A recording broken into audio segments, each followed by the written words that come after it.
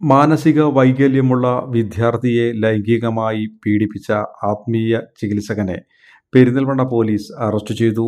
മണ്ണാർക്കാട് പയ്യനടം പള്ളിക്കുന്ന് സ്വദേശി 43 വയസ്സുള്ള ചോലമുഖത്ത് മുഹമ്മദ് റഫീഖിനെയാണ് അറസ്റ്റ് ചെയ്തത്. പെരിന്തൽമണ്ണ പട്ടാമ്പി റോഡിലുള്ള ഇയാളുടെ ക്ലിനിക്കിലാണ് ചികിത്സ നടത്തിയിരുന്നത്. പെരിന്തൽമണ്ണയിൽ ആഴ്ചയിൽ 2 ദിവസം മാത്രമാണ് ചികിത്സ നടത്താൻ ഇയാൾ എത്തുന്നത്. 2024 ഒക്ടോബറിൽ കുട്ടിയുടെ ഉമ്മയുടെ ഉമ്മയാണ് ആദ്യമായി കുട്ടിയെ പെരിന്തൽമണ്ണയിലെ ചികിത്സയ്ക്ക് കൊണ്ടുവന്നത്. തുടർ ചികിത്സയ്ക്ക് കഴിഞ്ഞ മാർച്ചിൽ എത്തിയപ്പോഴാണ് ലൈംഗിക അതിക്രമം ആദ്യം നേരിടുന്നത്. പ്രതി ചികിത്സ നടത്തുന്ന കെട്ടിടത്തിലെ 1-ാം നിലയിലെ മുറിയിൽ നിന്നും കുട്ടിയെ 2-ാം നിലയിലെ അടച്ചിട്ട മുറിയിലേക്ക് കൊണ്ടുപോയി പീഡിപ്പിച്ചു എന്നാണ് പരാതി. തുടർന്ന് 5 തവണ പ്രതിയിൽ നിന്നും ലൈംഗിക അതിക്രമം കുട്ടിക്ക് നേരിടേണ്ടി വന്നു. ഇക്കാര്യം സ്കൂളിലെ സഹപാഠിയോട് കുട്ടി പറയുകയുണ്ടായി. സഹപാഠി സ്കൂളിലെ കൗൺസിലർക്ക് വിവരം കൈമാറി.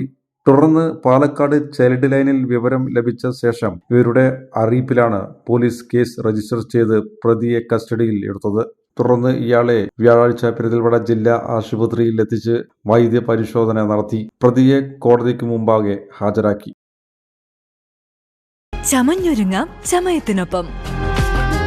ചമയം ടെക്സ്റ്റൈൽസ്, പെരിന്തൽമണ്ണ, മഞ്ചേരി.